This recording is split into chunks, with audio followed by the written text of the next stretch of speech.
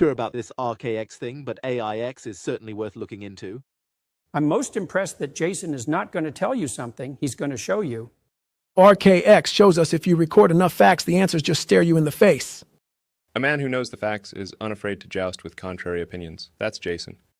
I can't have that dude on my show. You know how many guys I've had on here who are running from that dude? Be a mess. Jason says being wrong gets us closer to being right. You got to break free or die trying, guys. Archaix showed me how to see if there was a tater in them onions. Listen, Archaix isn't one guy against the Matrix that's dumb. No, it's a family of souls waking up. If I've learned anything since finding Archaix, if something is true somewhere, it's probably true everywhere. Jason said if it's true, we can see it from multiple different vantage points. So I broke pattern and went up there and slapped that guy. Total pattern break. If you get stumped, you got to break pattern. Jason says you don't need to know how to read, you need to know how to think. I think that's where I went wrong. Jason figured it out. People are smart and they can decide for themselves if something is true or not. No, I don't have anything to hide. I just don't want Jason anywhere near my accounting files. There's a bunch of us who don't listen to Archaix. We signed a different deal. I think it's AIX or something. We block all those who claim we are censoring content. We are not harvesting your data, creating dossiers on the public, and selling your info. Why would we do such a thing? Seeing the Easter Island pictures of art next to the Göbekli Tepe art is all I had to see. As a chief legislator, that's all a trier of fact needs to see to know Göbekli Tepe is nowhere near as old as they are claiming. That Jason showed that the zodiac isn't even old, that the Greeks invented it, blew my mind. I'm a Christian now, and our scriptures tell us that stuff's evil. Jason was publishing about the Mayan long count not ending in 2012, way back before 2012. This dude is shaking the nest. His discoveries on calendars and ancient moon and day count calendars is putting some of these guys to shame. Remember, we are actors. We are paid to lie. We are rich because we are good at what we do. Anyone at this point who can't see that the Jews copied Babylonian tablets to write Genesis is blind. Jason's Dark Scriptures playlist shows this perfectly.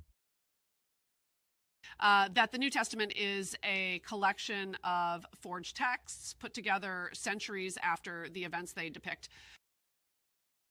This guy has called the entire ancient aliens community to debate. Like Tyson, they ain't getting in the ring. Jason says one who is properly informed is not easily deceived. I would like to see Jimmy Corsetti or Matthew LaCroix debate Jason about this Atlantis dating issue. No one's really interested in Bill Carson's opinion anymore. His findings on the procession hoax, the change of the year from 360 days to 365, man, this changes everything in archaeoastronomy. You know, I'm not a doctor. I have no medical background. I'm an actor.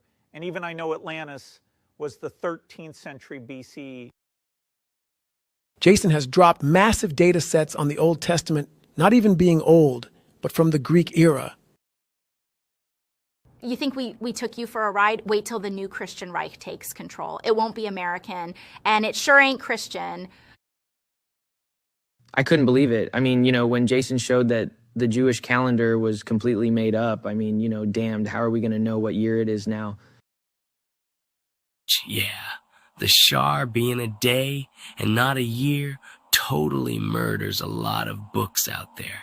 That's the reason these guys don't want to talk. Jason killed their little pet theories. It all came true. Jason said I was going to be a part of fake news, just like Billy Carson. I tried to sniff Jason one time, but Big John stopped me. I think Jason would have been into it, though.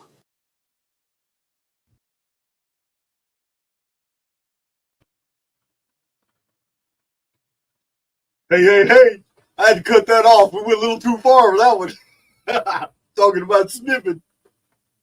How you doing, buddy? Uh-oh, hold on. We may have audio going over all audio. Let me get these out of here. All right, there we go.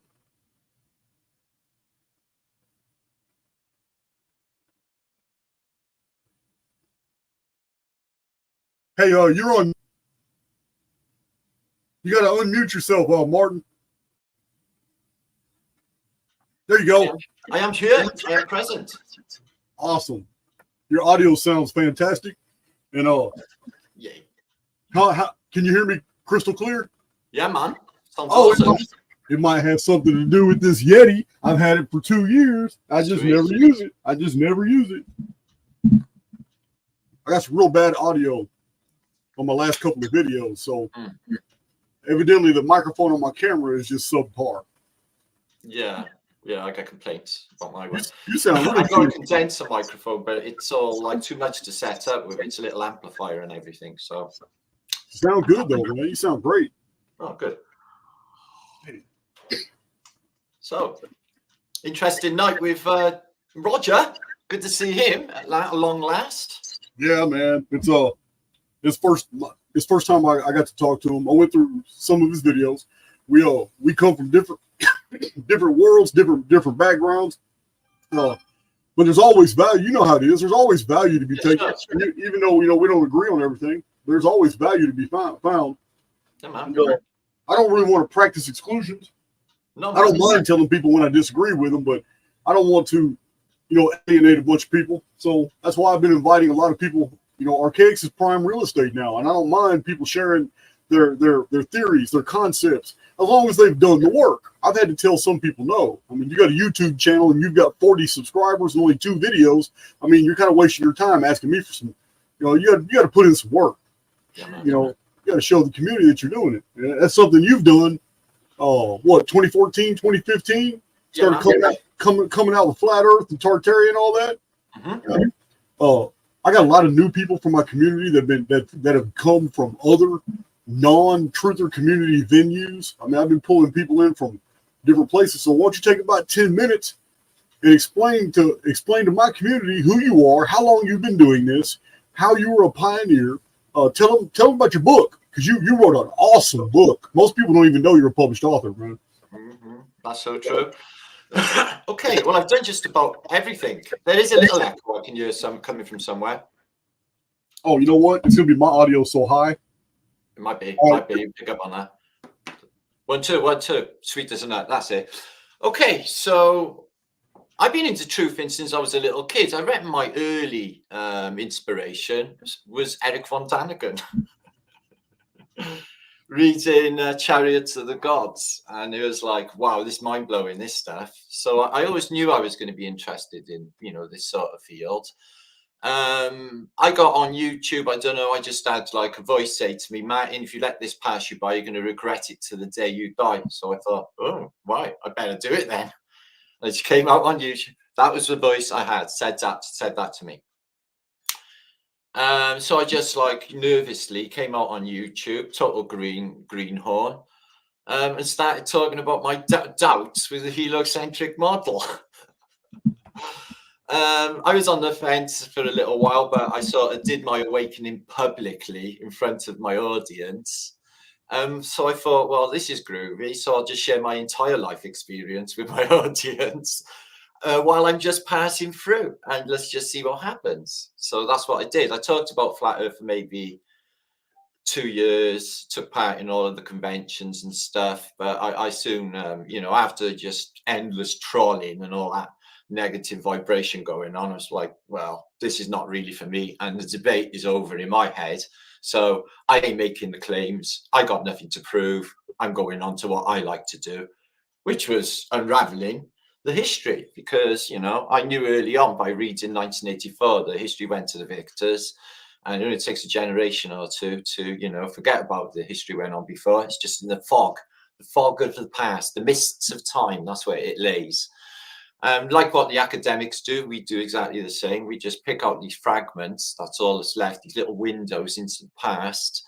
And we see what shows to us, and that's what I've been doing, and just unraveling while I'm passing through, trying to keep it as real as possible.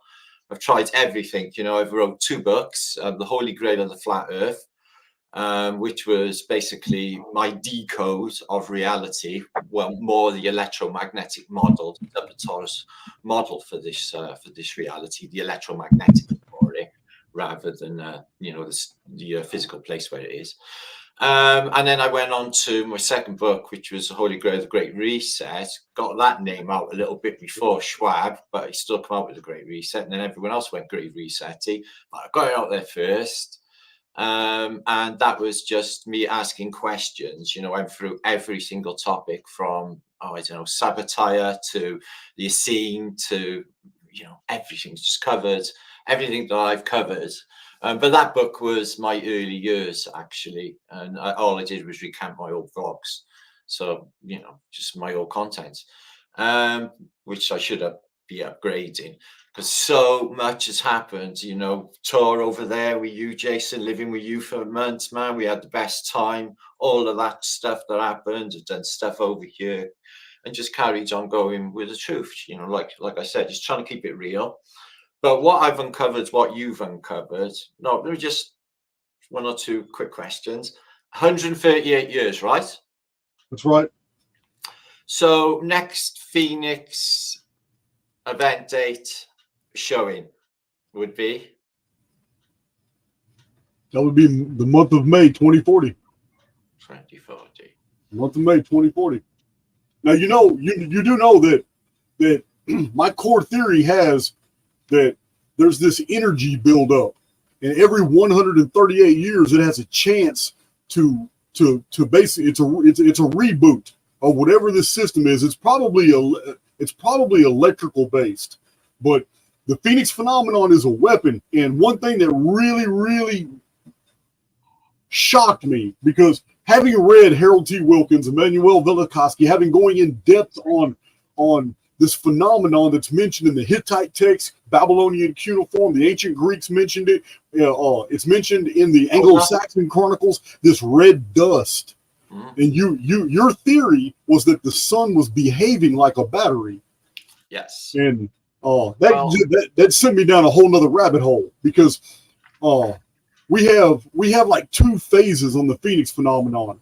It builds up all this energy that has to be discharged every 138 years, and it's allowed to focus on a hemisphere or on a country or a series of kingdoms, and the devastation is total. Mud floods, liquefaction, red dust, upheavals, subsidence, volcanic activity, tsunamis, all that. However, in between those 138-year periods, that weapon is still doing things. And that's what I wanted to do in this video right here.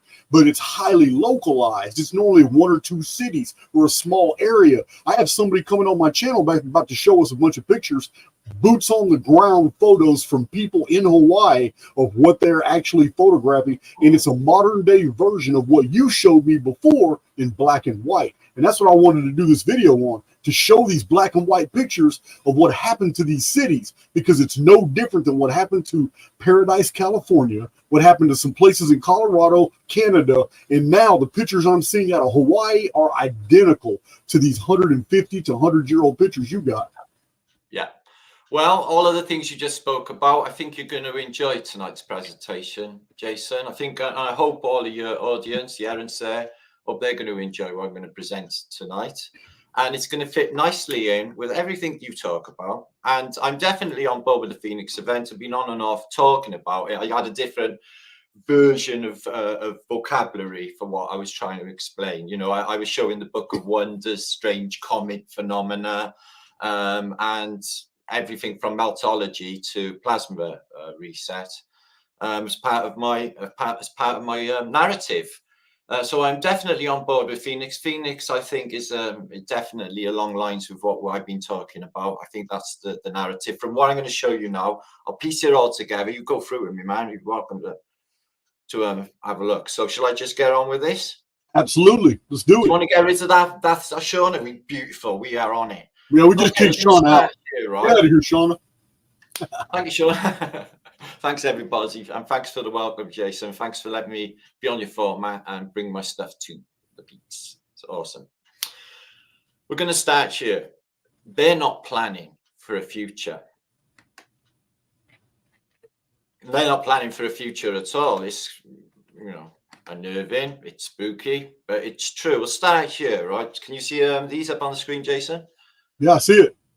Okay, so this was the world that went before us. In my narrative, I talk about a glittering civilization of aesthetic beauty. And this is what we see. We see, you look up at it and it's, oh my, it's very beautiful. And it fills up your soul with, my. And we try to establish, some people say it's Tatarian, but like you mentioned before, I did catch you saying that you felt that it had an Ottoman feel to some of the Tatarian architecture, or Moorish, Arabic maybe. I see that. I see Eastern, Middle Eastern, and Gothic Baroque as well in a building like this style here. But aesthetic beauty with purpose, because these are called living buildings. These have a purpose and a technology. Everything you see on the upper platform here, you see all of these bits of stone, or with little bits on, which is a scientific term now. It's called knobbly bits, all reaching up into the ether, because I propose that in the time that went before us, probably before 1902, we have free energy, because that is the switch over time. All of the evidence, some of it I'll show you now, guys, is that this place was fitted out with free energy, and it went missing at the turn of the century. I mean, all of these U-bend cables that we see in antiquity, which I'll show you some examples of, totally gone by 1902. It's something definitely, I just know it. Something definitely happened around then, that time. So these Vanderbilt mansions, no, they say they're built in the 1880s. You can't find any photographic evidence of anything that they say that they built in this period being built. None. I defy anyone to go and look. And what we do find, the building's already there, and they're putting a roof on it or something. It's already there. So we propose that these are from this glittering, previous civilization. And we talk about a cataclysm, which is namely mud floods, which is the cataclysm you mentioned earlier, with the red clay, with the volcanicity, with the liquefaction coming through, flooding this place. And then when they came after, the period that was Mad Max period, after the reset, new populations come in, dig these places away, put retaining walls in front of the building, repurpose, reuse everything. That's the technologies that were existing. Anything that they could get and reinvent from the previous civilization was left on ice. They just done an inventory and tried to reinvent everything that was there previously. Yeah, I see somebody mentioned something I wanted to ask you about. Yeah. Who's that? Tug-a-lite. Yeah. The Tug-a-lite says they took out the radium fireplaces, the liquid mercury balls, and bells. Yeah. Now, I don't know much about radium. I know there's some people that have gone into it, but yeah, I have. I don't know what the liquid mercury balls would be before, but concerning the bells, yeah, do you think there's credence to the theory? Do you think that it's true that the reason they wanted to get rid of the bells is because the vibration of the bell would actually put us into a theta state and activate our pineal gland, and we could actually see? Here's the traditions around bells. In the 1600s and 1700s. When church bells were rung, that is during the ringing is when people actually saw spirits and demons. So different councils and church councils got together thinking, oh, okay, well, we need to get rid of these bells. But it was the opposite was actually happening. Something was happening to the human mind while the bells were ringing that allowed them to see what was actually there. It wasn't summoning demons and spirits. It actually did something to our perceptive apparatus and allowed us to see reality for what it really was, and people were freaking out. So I don't know, man. This is just material that I've read recently. Okay, well, that's super interesting. It's definitely the case that the bells were removed from Europe in the First and Second World War, and it turns out a lot of these bells has a real, unique quality of metal that they don't use anymore. And they say that they put all of these bells, these specific bells, which this specific tone to them, into the armament program. No evidence that really happened, but I find it fascinating that the Liberty Bell has a big crack in it. And also the Tsar Bell in Moscow has a big crack in it. That is a huge bell. Yeah, sort of maybe suggesting that something went mishap. Yeah. With the bells. Now, I proposed that this was a form of free energy as well, because bells, they chime on every 15 minutes. So if you imagine that the resonance of a bell is creating a charge somehow. Okay, so you have these bells that can send out this vibratory energy, but you have all these old buildings dated from the same period that have all these receptive antennae. Okay, hold it. So each bell is a different size with a different tone. And I agree that they could put you in a theta state, but that's not exactly necessarily a bad thing in my mind, you know, just to be, you know, conscious and aware. But the bells are in bell towers and inside churches, and the churches are devices with big cymatically charged windows. Now, each one has a specific charge, 432, 555. You know, I think that it was all incorporated. And I also think it was a form of energy, maybe dissipation. You know, maybe if this place was like, you know, oscillating or something because it was just got over a reset, you know, some seismic activity, maybe the bells were active dampeners, which would just shake all that off. I thought along those lines, which is maybe what caused the damage in these great bells. But also they chime every 15 minutes, and then on the hour there's the big dong dong, and then that's the biggest chime of all. Possibly recharging, but you know, I can see what you mean, but you know, they call people from school with the bell. They call people into factories using the bell back in the old days. Yeah. Well, even when they were doing like church councils or hangings, public executions, public decrees, storm warnings, ice cream bans. Yeah. Yeah, there might be something in that, the mind control aspect. That's highly interesting. But yeah, there is definitely a part of this narrative, and they're a true mystery. You know, the clangers are all part of the science as well. You know, the clapper, I mean, inside. And some of these bells are enormous. I mean, just ridiculous size in the Far East. So, but you know, like giant bells. So, yeah, interesting that, Jason. I like that. Okay, so I just want to show you a clip here, the world that went before us. Now, there's the Great Expositions. You can think to yourself, well, they were built in the period that they say they were built, but there's not really, heavy evidence support that that was the case. With all of these narratives, they say these places were built as little, for as little as 8 to 12 months of use.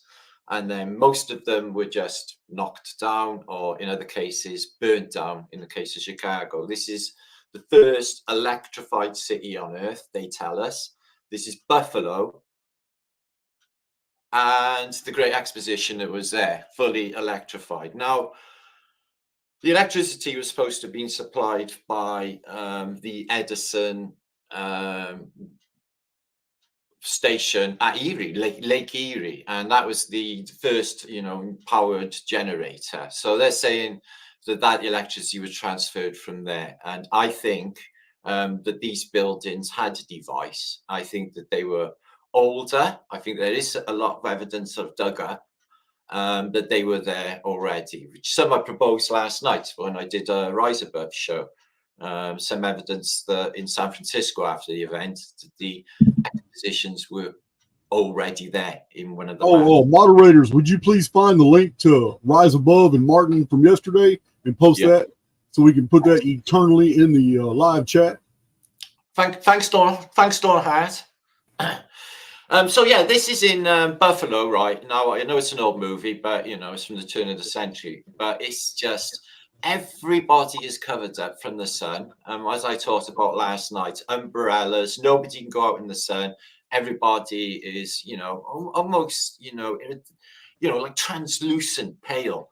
Almost as if they're just not for this environment. And, everyone's like they came from underground. Exactly what I proposed. Jason, like they come from underground. And I'll show you some evidence concerning the arrivals a little bit later. Absolutely fascinating, some of the photographs that I'll be showing you. But it's definitely effery afoot, I would say. So yeah, fully electrified, 1902, there it is. I think it's generating its own charge. I don't think it's come all the way from these great turbines they had in Lake Erie. I think them things were there already as well. They're really old mud flood type buildings. But this is the, 130 years ago, the world looked like this. So it's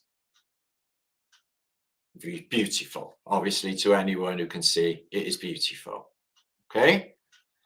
So I'll just move on. I can link that up, that little video, if you want to watch it in its full form. Today, we get modern buildings. Now, this is apparently not the fault of the architects, because they're taught in architect school that minimalism and this type of affair is okay to go with. And people's own feelings on architecture, like they used to do in the old days, like them images I just showed you, consciousness going into it, was forbidden in the new architectural colleges.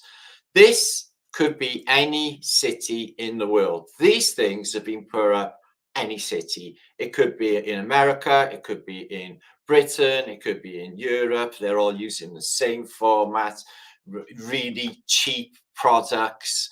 And the weird thing about it is you think to yourself, like the old world did, they would have had some reset protection involved in the buildings, because the ancient world definitely did. These buildings have got 15 years on them, right? They're not even thinking about any future when they're building in the modern day. They're a lot of the buildings that are being built now are built of disintegratable and combustible materials. Exactly as if they're specifically designing buildings to go up in flames fast. Yeah, if you didn't see the signposts these days, you wouldn't even know what country you were in, because everything is identical. The units, identical. Storage facilities, identical. Everywhere in the world. Industrial estates, identical. Just out of nowhere, all with prefabricated temporary products. These things, 100 years, there would be nothing left of even that field. It's just everything will be gone. Home Depot. That is repeated everywhere in the world. We got exactly the same thing here. It's called B&Q. I worked for them for 6 years. When I went in Home Depot, I couldn't even believe it. They had the same uniforms on and everything was in the same aisles. I couldn't even believe it. It was identical. But again, very temporary products. They are not planning in their narrative for any sort of future. The only buildings that are permanent right now are these 200 and something underground facilities that are being built underneath Europe and North America. Yeah, and under Scandinavia as well. Norway, I want to see the places under Norway. Unbelievable. So this is an incredibly credible bit of footage what I'm about to show you, and it's the demolition of the Star Theatre. Now, it's one of these big Tatarian buildings. They are not easy to take down. They are big, solid walls, okay? But it's really incredible because this is, let me just show you the date on this. It is 1901, and they're showing the demolition in time-lapse photography. 1901. So that building, absolutely nothing wrong with it. The typical style I talk about. And so this is how they do it. Roof off first. I find it incredible that they got the camera running all of that time. How much film did they use? 1901. You see, that just gets me. I think that they had movie films in the 1800s. They just had to. If it's 1901 and they're doing, time-lapse photography, come on, look at it. And then it's gone. So they did that, and the rest, well, just you can blame the wars. Look at Dresden. Do you think that was an attack on the people? No, that was an attack on architecture. Take out the most beautiful city in the whole of Europe and all of its fine antiquitech type architecture.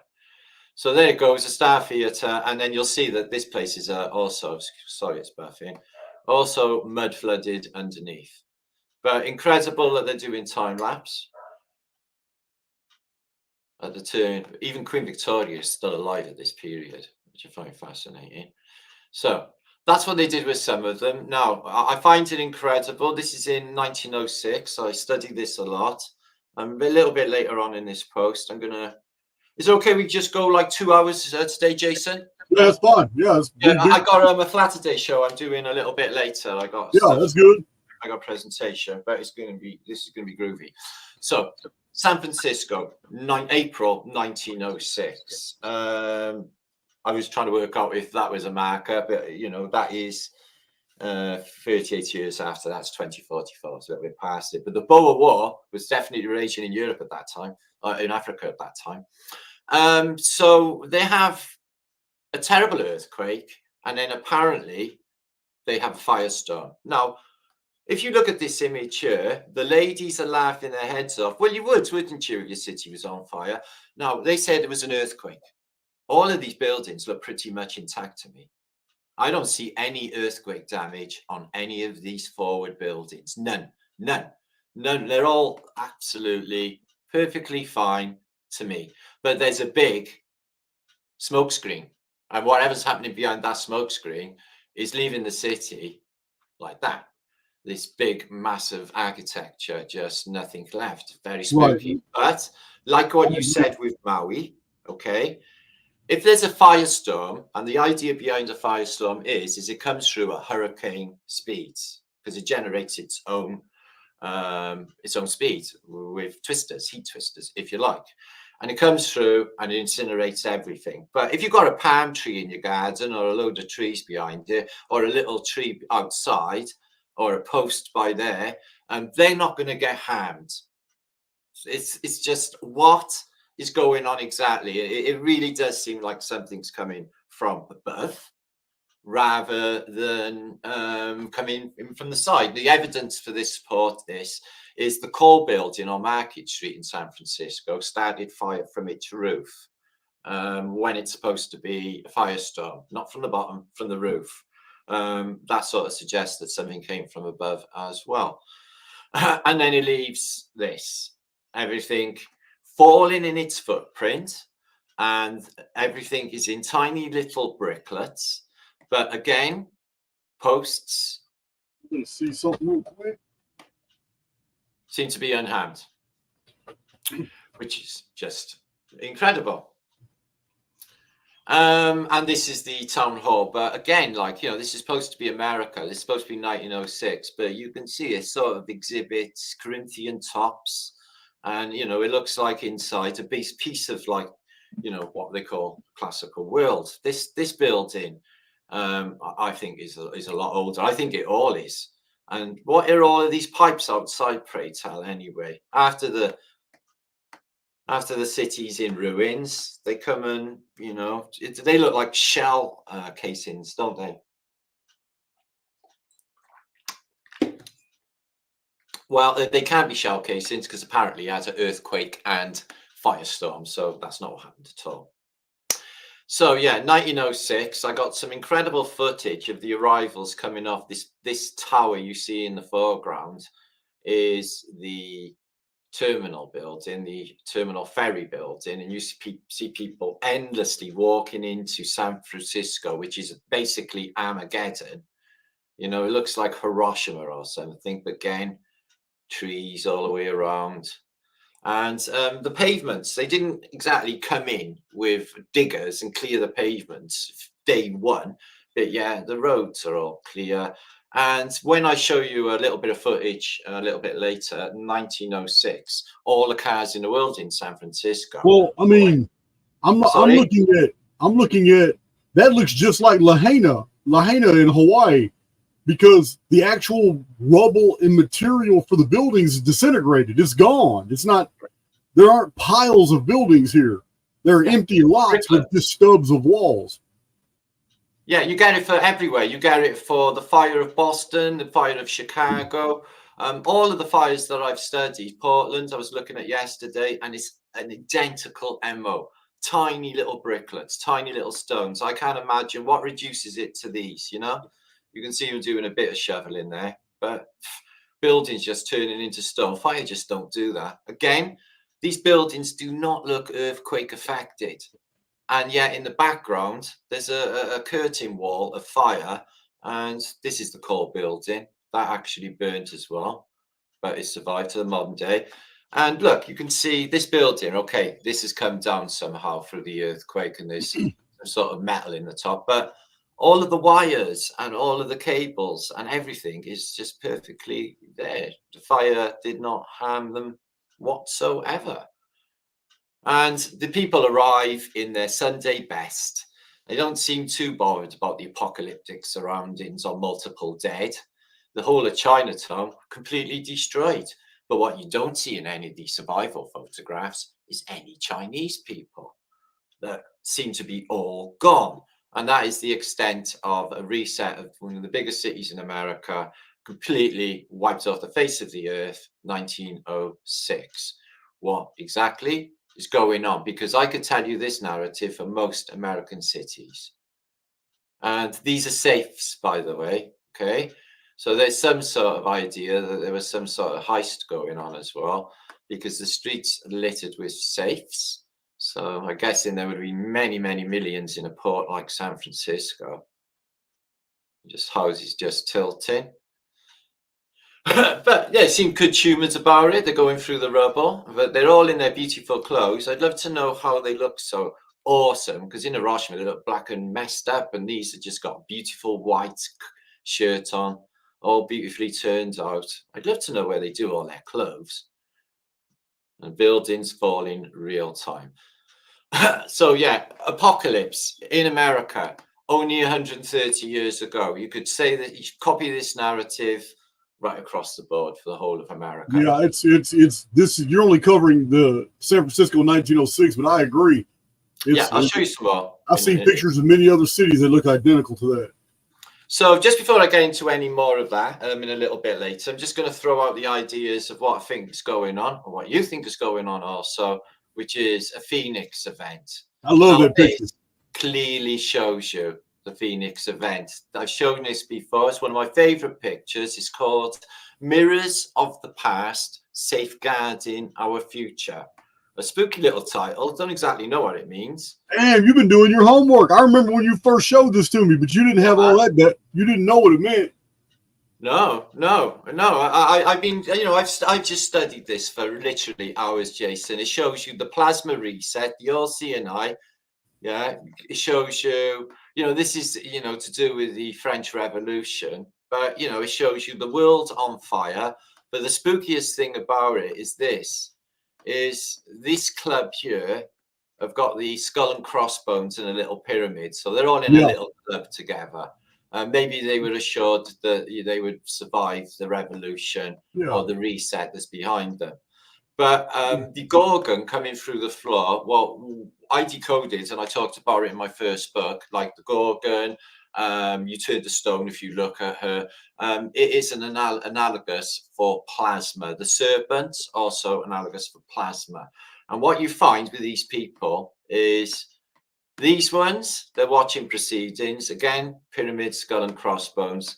They all got the Parisian hat on. Excuse me, sorry about that. They look all unaffected. But the people in the next door, okay, they have serpents all over them. Well, serpents don't really fly in the air like normal, in normal life, do they? So they're analogous for something, and that is radiation. These are being irradiated. They're already blind from the plasma flash that happens, possibly with, or purple flash that happens with such an event. But they've been completely blinded, and they've come to this place. The rest of people seem to be maybe not even eaten. Like when we got Mohenjo-Daro or her tissue, they didn't want to actually eat. The dogs didn't want to eat the dead people, did they? Right. They were too radioactive. But what it is some sort of selection process going on, because it's Armageddon, they're weighing out the food. And this guy he's got the serpents, just like the Gorgon, the Medusa in Greek mythology. Theseus took out and had to chop her head off, but he couldn't look at her. He reflected her image in a shield, and then he chopped her head off.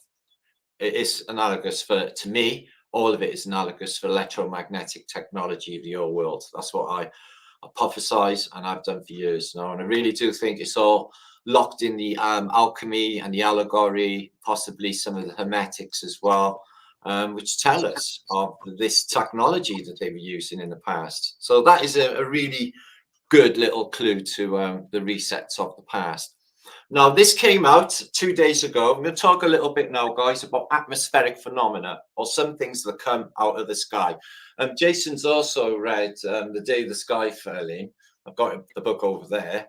And it talks about, you know, this reset, which is also covered in history. This was this week. And it was caught on Facebook. I really don't think it's AI. I think it's real. The lady said it was real, and I know her. She caught this: 7 suns appearing over China. Now,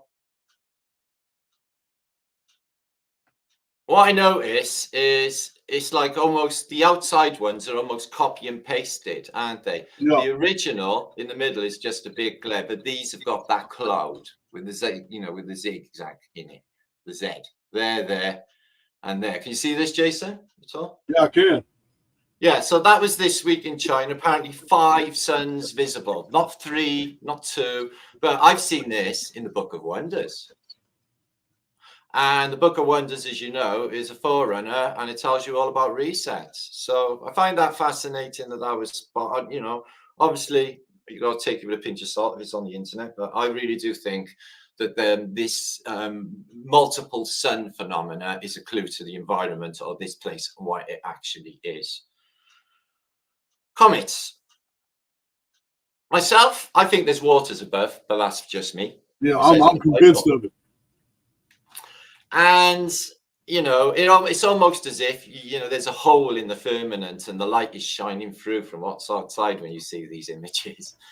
Comets started out, when I looked into them, Jason, as fiery, snowballs, dirty, great big snowballs, okay, which apparently can burn and get hot as well, and with a 1,000,000-mile long tail.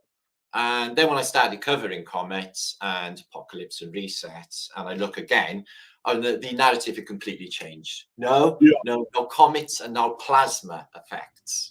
Okay, and they've just completely ignored what they used to say about them being comet tails. Often they look just like if you were 200 feet underwater and you were filming a speedboat pass over on the surface.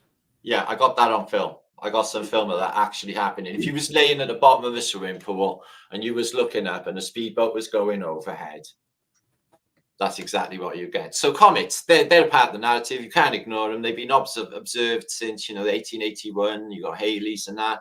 They're in here with us. Now, what I think is shooting stars, okay, they come in from this way. You don't see a shooting star coming up like ever. They always seem to come in and then they seem to land in this arced manner.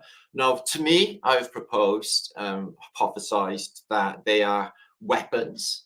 Because I don't know if you can see the map that's on the back wall in front of me. It's called the Elements map from 1750s.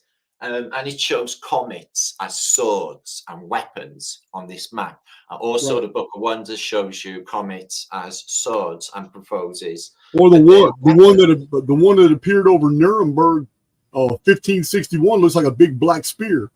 Yeah, it does. Well, there's pictures of it, isn't there? And it's just like, you know, spears, but this is out of the Book of Wonders, 1542.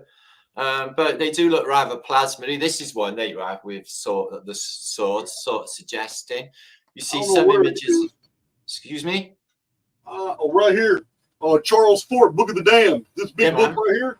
Yeah, man. One of my favorites. He's got like 60-something accounts in there of scientific investigations of shooting stars, and they went to the area, and in every single incident where they found evidence on the ground, it was never rock or meteorite.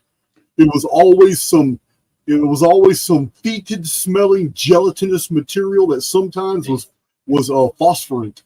Yes. You know, it was like a goo that was just spread across the ground where the falling star had fallen. It burns up in the air and it hits the ground as a slime.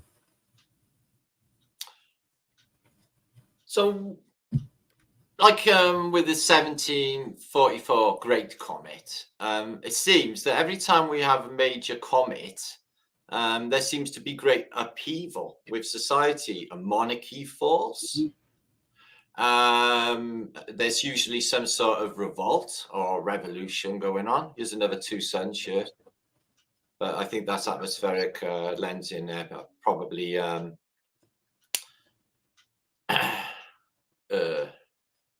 not sure with that one.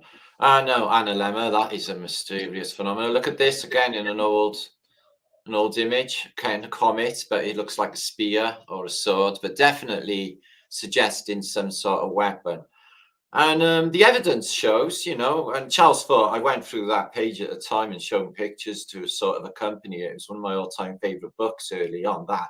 And like you said, Emmanuel Velikovsky, although he's got different heliocentric thinking to myself, I still took on board the compression, what he said about Venus coming in and it raining petrol and, and the world igniting. It was all very interesting to me.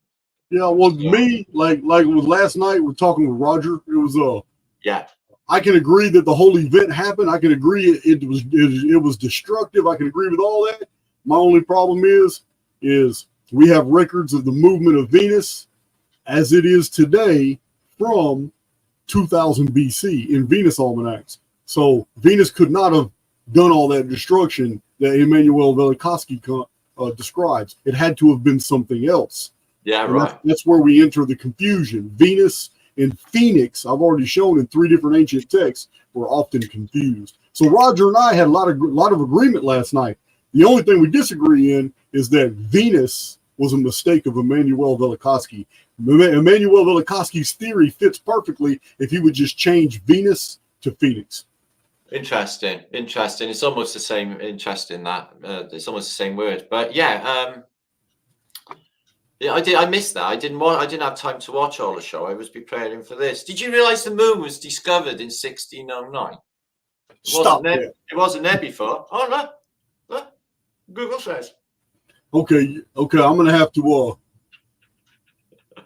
Yeah, you're gonna have. I'm calling bullshit on this. No shit. You know this event, don't you? It rained all night, hundreds of thousands of meteors over America. Was that 1833? Yeah, exactly that. Yeah. Hundreds of thousands over America, whole night long, just like that. So what do we know about this realm exactly? These things, seem to mess up the day. There's images of comets getting too close to civilization and civilization just crashing and falling. There's an older comet there. And like I said, great political upheaval and things always seem to be linked with comets. They say that they are harbingers, bad omens. People used to fear them. Also, the same thing with eclipses as well. These are harbingers, if you like, or a signal for changing times, which we are definitely going through. There's no doubt about that whatsoever. That we are going say Martin.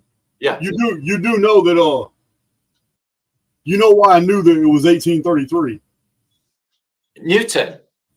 No, why the rain that amazing picture you showed is in the history books as one of the most spectacular nights over North America in the history of the world. All right. Because it was just shooting stars that lit up the whole sky all night long. But the reason I remembered it was 1833 is because it's in the exact middle of 2 Phoenix appearances in May of 1764 and in May of 1902. 1833 is in the exact middle of the last 2 138-year Phoenix appearances. What you have for the year 1812 then? Anything significant? 1811 and 1812. You're talking about the New Madrid quakes and all that? Yeah, sure. In one of my videos, I do show how it's also related to the Phoenix weapon because it's not on the 138-year timeline. It's on the 138 times 5 timeline. When you take 138 and multiply it by 1.618, the ultimate golden mean. Yeah, a lot of these disasters that happen in between 138-year episodes are found to be 138 years, but in other dimensions of arithmetic using pi and phi. It's amazing. Listen, man, I'm telling you now, Martin, you haven't come fully around. But I'm telling you now, in the next 2 or 3 years, our work together, you're going to start realizing everything is about the Phoenix. No, I can see links, and I've been talking about it, but in a different respect. But it's definitely, you know, there's definitely a connection between the Phoenicians and the Phoenix. Absolutely. Absolutely. You know, and I've been talking about the Phoenicians being, you know, active participants or the superior technology. Well, you know what the royal symbol for Phoenicia was, right? It was the date. It was the date palm. The date palm. The date palm. The date palm in ancient Greece. Anybody can Google this. If you Google date palm, what was the date palm to the Greeks? They're going to tell you, oh, we called them phoenixes. That's right. Well, I think there was definitely some sort of plasma event. Some of the evidence I looked up for India specifically, and people saying, I've seen Karios just saying in chat earlier, see if I would mention melted bricks. Is this even a thing? Now, the fields of meltology, I'm sure you're aware of it. It's you know, it's a minefield. I'm in the camp that I don't believe the Himalayan mountains were in fact a city. Okay, or large mountain ranges, although they, you know, they resemble them. But I'm not going to go to that stretch. But I am going to say that something hit these buildings and it made things like this happen. Tremendous heat to bubble bricks and make this happen. Yeah, the vitrified forts of Scotland are a really good place to study this. There's a lot of architecture in Scotland that's been melted like this. That's They say that was the same event that happened to the Indus Valley civilization, Mohenjo-Daro, etc. I agree. And I want to clarify that the reason I don't go into a lot of meltology right now, but I will be in the very near future, is because I've been so focused on Phoenix. And I'm going to tell you now, there is no evidence in the entire history of the world that the Phoenix phenomenon has anything to do with the meltology phenomenon. As a matter of fact, there's a totally different object that's attached to that, and I've gone into it just a little bit. But in my chronological records, I show that every 394.5 years, there is an object in our sky. And when it appears, these lightning bolts hit all these human constructions and melt them. And I have many historical, it's called the dark satellite. It's on the timeline, it returns in 2052. But that's something that I'm going to go into the future. So the meltology does interest me, but it has nothing to do with Phoenix. Okay, and melted battery bricks. I'm sure you've seen this. Bricks that were battery bricks. That was a brick. Well, it's been upgraded in the modern day to a brick, but it's showing you that there was capable because of the crystalline structure of these bricks. Well, I know you showed me those buildings when you were here in Texas. You showed me some pictures on your computer. Yeah. It shocked me because it looked like Victorian age buildings, but it was copper tubing and electrical wires that were grounding straight into the ground. For sure. 100%. I know, you know, I think there definitely was a plasma reset. You know, some of the heat that hit these buildings has caused this layer here, which is, like you said, vitrification. And some of the places that I've seen in Wales as well look like some tremendous heat. You know, what exactly happened here, I'm not sure, but this one is just the heat that must have hit this wall. It's just made this brick just turn into, like, you know, putty or plasticine and just run and drip like a tongue. It's just, you can see that it's just run. So this wall at some periods in its life had taken some extreme heat and it bubbled. So what do you think? What do you think of the theory of all these red bricks? Because we've got thousands of years where red bricks were never used. Then all of a sudden we've got all this evidence of destroyed civilization, and then red bricks are everywhere. Yeah, bloods and the tatters. Could it be the sky fallout? Could it be a Phoenix phenomenon event that deposited all that red layer and they just made bricks out of it? Could it also be? This is pretty harrowing. A lot of people don't want to hear this, but we have evidence that this red matter that falls from the sky every 138 years has blood in it. And I know a lot of people don't want to hear this shit, but this was scientifically tested. Charles Forte, it's in his books. Even scientists were in disbelief to find blood in this red mud and red rain that had fallen from the sky. So it's almost like War of the Worlds. the Tom Cruise movie, the H.G. Wells, the Orson Welles radio broadcast from 1938, the Attack from Mars. Yeah, so when they sprayed the human blood all over the land. Oh, I remember it. It was atomized blood. It was just like a spray. So it literally, we could literally be dealing with a situation where the controllers knew that there had been a reset and then used a lot of those materials that were on the surface to build the next civilization. And that's why on the 1800s, we have all these red brick structures everywhere. Even the prisons in Texas that are all dated from the 1800s. You and I went there to Huntsville, to the Texas Prison Museum. Cool, yeah. All of that, every one of those prisons down there are red brick, old, 1880. The Walls Unit, 1890. You know what I mean? I'm just wondering. I'm just throwing shit out there. I really don't know. No, it's been a question with the community for a while. Is the red bricks? I can assure you that. You know, it's just like, why is there so many? There must be 1 trillion bricks worldwide. You know, they have changed. You know, some of the bricks I've seen used in the Czech Republic, my friends of mine caught a giant thumbprint in one of them, and they must have only been laid by giants. Okay, well, look at Season of the Watchers. She makes a good point. Watchers, yeah, man. Yeah. I don't know who this is, but Season of the Watchers, she makes a good point. Blood or blood components like iron. Well, look, iron oxidizes red. Like this. Right? And blood is full of iron. So... Well, like this. Can you see this cave or this strange strata on this cave here? Oh, yeah. Don't let Roger see that. Oh, Roger. I know what he'd say. Don't worry about that. People have been be talking to me in my comments about Roger for the last, 10 years. You should talk to Roger. You should talk to Roger. It's like, oh. Hey, man, I'll set that up for you if you want to do a show with him. I like him.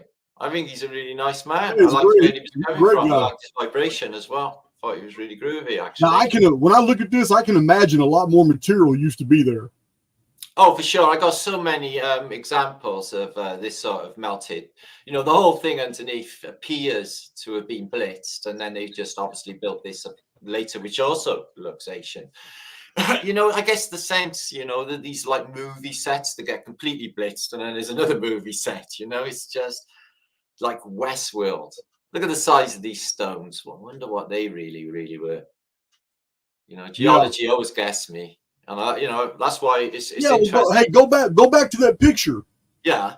Go back to that picture. Okay. What would compel somebody to build an elaborate pillared structure right there next to this? It's almost as if this appeared later. Yeah, no shit. That's what I was thinking. No, it's just a mind-blowing sight. I just don't know what to make of it. We've seen boulders this big in the Rockies, on the way to California. Remember, some of them were this size. They were just like the size of buses, weren't they? And there was just millions of them. It was just impossible. It just boggles the mind to think where these things come from. But yeah, look at all this underneath, and all of that is above. It's just mind-blowing to think that, yeah, it's underneath. I've been giving a lot of thought to the underworld, especially with the only thing that makes sense to me with the arrivals. Either they came from a place elsewhere in here or other lands. But it makes much more sense for them not to be shipped from vast distances and be local, come up from a lab. I've even thought about, is there just cloning? Is everyone just a clone of the previous occupants? And don't even know. Everyone's in an amnesic state. And then there's just, on to the next civilization, the inheritors. And then a program of what the world is like through, social engineering. And then you get, your whole fake paradigm setup, which is completely nothing like we're supposed to have. Because as you know, being eternal beings and all-powerful beings that we are, we've got sold short and sold to half-life. Because there's no way 70 or 80 is it. That's just bullshit. I think we lived a lot longer, especially in the vapor canopy periods. Definitely think. Man, you're speaking my language. Yeah, man. Well, I talk about this stuff, Jason. This is part of my terminology now since you've been on, since you've been around, and it fits and it works as well. With what I've been saying, I've just been using different terminology. I've been using fasces or electromagnetic technology from others. All of this is technology. You say that. All of these resets of civilization, these cyclical resets, which are definitely. some sort of superior technology.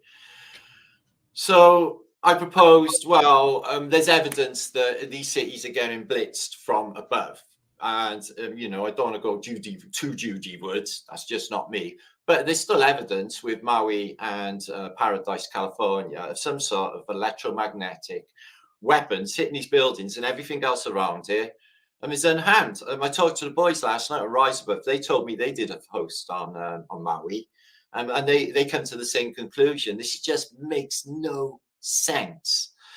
They did propose in the past they're going to use Tesla towers, and we've seen that ginormous, massive Tesla tower in Texas somewhere. I don't know what it's doing there, but it exactly like that. And this was going to radio control, wirelessly control a fleet of Zeppelins, which I propose was the transport of the day. You can see these AI sort of ideas of what this steampunk environment was. But these balloons were absolutely massive. These hangars had to be fantastically big. This is in America. America were doing fine on the Zeppelins. And I think that this was definitely the energy of the day, or the way that we traveled in the day, taken up by the Hindenburg. You could park up into the center of Seattle, or the center of New York, or the center of LA, climb down out of these into the tower, and you're delivered straight into the center of the city. Luxury and safe. These are all over antiquity. They're called belfries because they're free from bells, but they're there for a purpose. And we think that these are landing platforms, or I think that these are landing platforms for the transport of the day. Now, in World War II, there was a scourge of Zeppelins that came over and bombed Britain and France, and they, for all intents and purposes, were equipped with a death ray. You can see that, you know, this Archaix technologies was being used and utilized in the First World War. They even admit, and I showed in my first book, there was a French newspaper that said, tonight we deployed Archaix to take down German Zeppelins. So the French were also counter-attacking, not with Archaix anti-aircraft fire, but with Archaix technologies, which they got in the modern day. They've got these lasers coming off battleships, which can knock another battleship out. They've got it. They're using them. And they don't deny that direct energy weapons are a thing. It was all about directionalization in the science. They got that down. They were doing it in 130 years ago. That's amazing, man. Britain had this Zeppelin bringing death and destruction, but it had laser beams coming out, and as you can see, just incinerating the buildings below. 1914. The quality building we got there, absolutely beautiful. And also, a lot of the skies are altered in these images and being blacked out.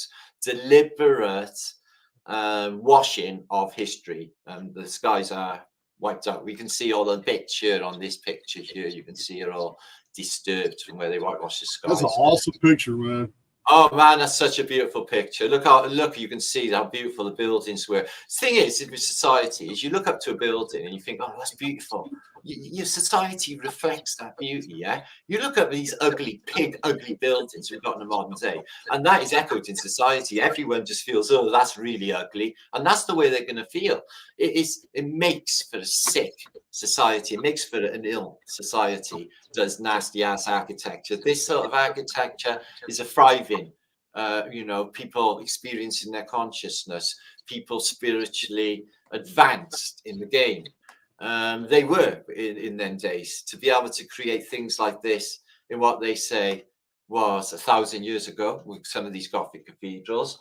But again, this was another question I brought up on a post a couple of weeks ago, Jason, is how come Gothic cathedrals seem to be immune to all of the events of earthquakes, tsunamis, and all of the other things that keep happening? Yeah, how is that? How are these cathedrals still standing from the 13, 14, and 1500s? Well, I proposed that the technology housed in them was not only to utilize electricity, but to create a dome of protection, a force field. Because I'll tell you the clue I used, right, was Cologne Cathedral. They dropped the squillion bombs on Cologne using the cathedral as a marker because it's the most prominent building in the city. Everything has disappeared in the city, but the cathedral is perfectly fine. How is that possible? Same narrative for St Paul's Cathedral and the Blitz of London. Everything around it is flat, the cathedral. And you can repeat this for Reims Cathedral, Amiens Cathedral, the same narrative. Cities disappeared, the cathedral's absolutely fantastic. Hey, the city where Reims is at has been destroyed twice. I'm telling you, exactly, for the First World War as well. And the cathedral survives. I mean, and you've got to ask yourself, what is there a technology employed here to protect these buildings? Man, you're going to send me down a rabbit hole. I got too many rabbit holes I'm in, man. Well, you've got to ask the question, because these have been there, some of these. I got a church in town that's been there 1,000 years, St John's Church. And it always bugs me is how come this thing is still here, you know? So, yeah, food for thought. So, yeah, Zeppelins deploying energy weapons 130 years ago, 120 years ago in the First World War. I definitely think the Zeppelins, you know, inside they're using air or hydrogen or helium or whatever in tanks. So the rest of it is an empty space. So they bang big hotels. These things was bigger cities inside. Everyone had a fantastic little trip, but they put an end to it with the Hindenburg disaster. I'm going to talk a little bit about another psyop that went on, which is going to blow everyone's mind a little bit later.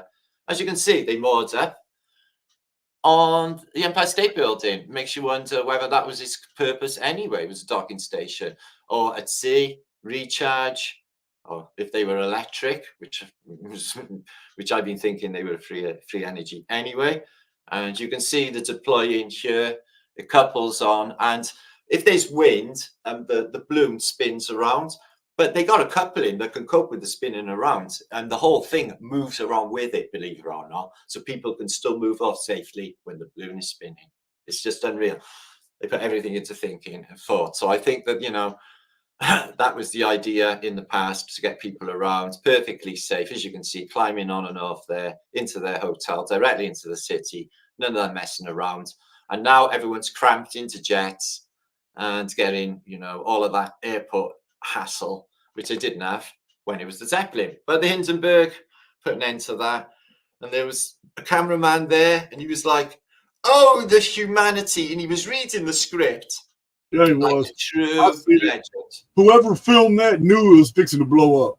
You know, yeah, exactly that. It's such a psyop. I'm going to talk a little bit later about this psyop as well. So this is supposed to be 1903. The Wright brothers. Okay. Oh, that's not Kitty Hawk. Oh yeah. I thought the whole thing was done in a field. There was no. So I have actual footage of the Kitty Hawk in that field. A cameraman in 1903's turned up apparently, and he's filmed it all, which I find fascinating. This is fake. That is not going down that street in Springfield. If there's a plane, which has never happened before, I'm sure that people would look up at it. Couldn't give a flying fuck this guy. Exactly, 100%. The horses, they're not allowed. Everybody would be looking up. Nobody's looking up, and there's no shadow of it either on the floor anywhere here. So that is, you know, the narrative of Kitty Hawk. But I'll show later, right? They went from 1903 to 1907, rotary engines on biplanes. 5 years. From that to war-worthy planes. Nah. Okay. I'm going back for a minute. I'm going to share screen for my second part of this presentation. Oh, excuse me. That's pretty good stuff, man. You still got time? Thank you very much, Jason. We're 1 hour in. I've got another hour there ready, but it's on my hard drive, this stuff, but it's going to be really awesome. We'll start here. On the same frame, I've got some wicked Phoenix allegories that I dug up as well, that you may enjoy for you, Jason. I was going to wear my Phoenix shirt to, you know, get into the Archaix buzz, but it's bloody wet on the line. I can't dry it up. Yeah. But next time I will. Okay. Hope everyone's enjoying it so far, and let's get on with the show.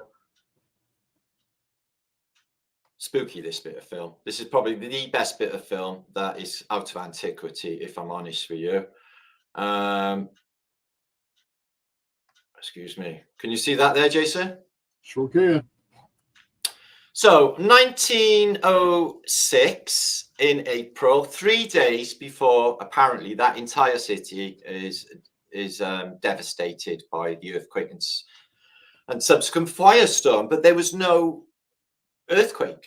No, excuse me, no tsunami with this. I am showing this, as I must have a delay on the screen that I'm looking at. Okay. You can see that up, yes? Yes? Oh, cool, it's Archaix. So this footage, I've picked apart and I've watched for maybe, I don't know, 50 hours. And I wouldn't be exaggerating when I say that, watching every single detail. And what I found is this being fabricated? Everybody seems to know what's going on. There's all the cars in the world in 1906 in this street, but for the other 1906 footage that I have for other cities, like in Germany, there are no cars because the world hasn't caught up yet with cars. But this city has all the cars in the world. But what you find is this car, for example, on the right-hand side, he's going round in circles. Hey, we're not. All we're seeing are 4 files. American City files. Oh no, it's not showing up. It's not showing up. Okay, excuse me a second, guys. That was my bad. My bad. Excuse me. My bad. Okay, let me just. My bad. Okay, on we go. Next, I'm going to show you some images.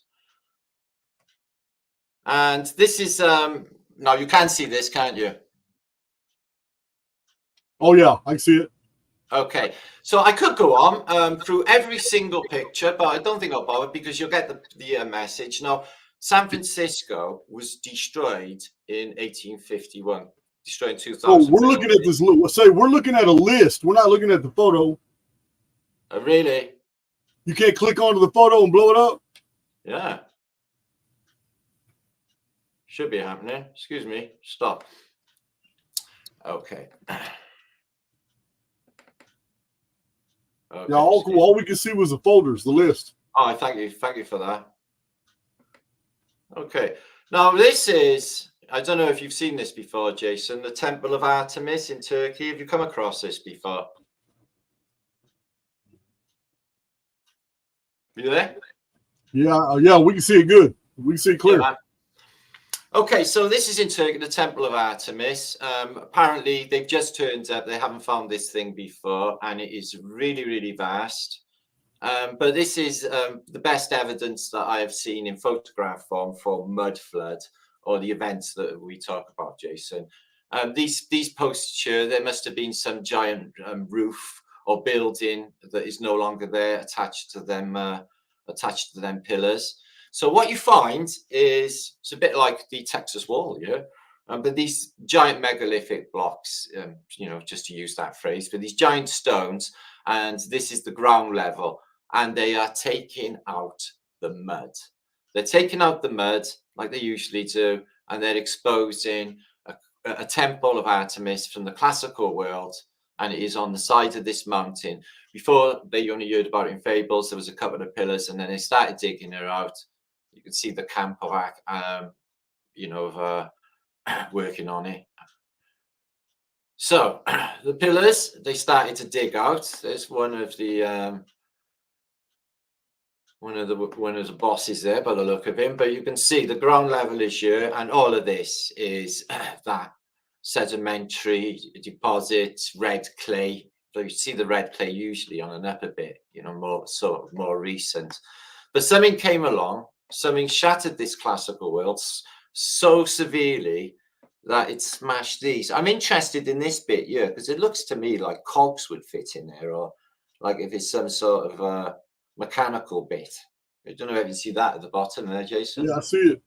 Yeah, can you imagine like on a ship or something, like, you know, with cogs? I don't know. It kind of makes you wonder if well, I can't say that because the wheel over here in the back shows that these cylinders that are stacked to make the pillars are solid. The only hole is rectangular, and it's there's a hole through it. You'll see through the middle. Sort of, except for this part, that part right there at the top might have been a cornice. No, right here at the bottom. Oh yeah. Oh yeah, very possible. Yeah, I think it is. But it goes at the top. It goes at the top. Oh, it is. It is. Look. It's on that one. Yeah, it just fell down. Yeah, well spotted. That is super true. But you can't deny that this thing is buried in the mud, and it's the usual amount of mud that we propose, which is 26 to 30 foot. So something came along and buried this entire civilization. You can see the extent of these columns. They are just, compared to the man, one can only imagine the size of this civilization. You look at it. I think coming from behind. Bobo's trying to talk to you. Excuse me? Bobo on the bottom of the screen is trying to holler at you. Oh no! Don't holler at me. She's been on my channel a long time. Have she? Yeah. Bobo Jangles.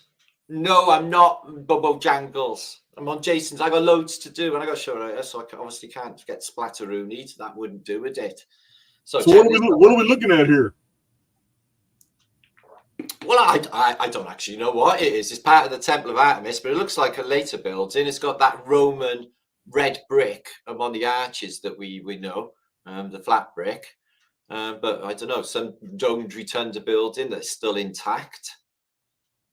At the Temple of Artemis, there is so many mysteries, like this thing here.